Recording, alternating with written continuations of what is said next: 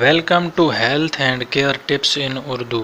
السلام علیکم دوستو، میں ہوں آپ کا دوست علی، اور آج ہم آپ کے ساتھ نزلہ، زکام، کیرا، چھاتی میں جمع ہوا بلغم، بلغمی کھانسی اور خشک کھانسی جیسی موذی مرض پھیپھڑے ہلا دینے والی ان بیماریوں کا علاج شیئر کریں گے۔ اس سے پہلے آپ سے ریکویسٹ ہے، میرے چینل کو سبسکرائب کریں، ویڈیو کو لائک کریں، شیئر کریں اور پریس کریں بیل کے آئیکن کو، تاکہ میری نئی آنے والی ویڈیوز آپ تک پہلے پہنچیں۔ جی دوستو،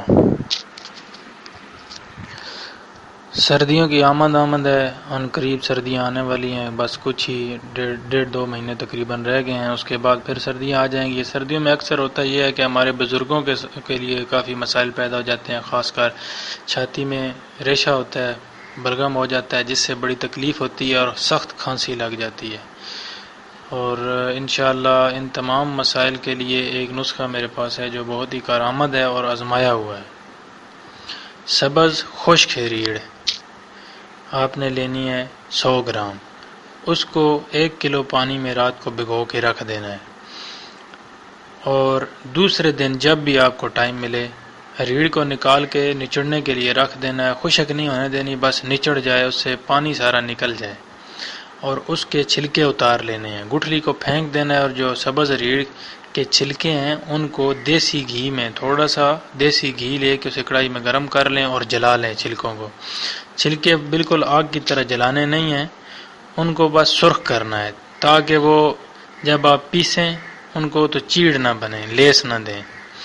ان کو صحیح پیسنا ہے آپ نے، اور وہ پاؤڈر سا بن جائے گا، اس پاؤڈر کو استعمال کرنا ہے صبح خالی پیٹ ٹھنڈے پانی کے ساتھ۔ خالی پیٹ ٹھنڈے پانی کے ساتھ آدھا چائے والا چمچ شروع میں استعمال کریں، اگر اس سے فرق نہ پڑے تو ایک پورا چمچ استعمال کریں۔ استعمال کرنے کے آدھا گھنٹہ بعد آپ کو 2 یا 3 موشن آئیں گے، اس سے بلغم باہر نکلے گا۔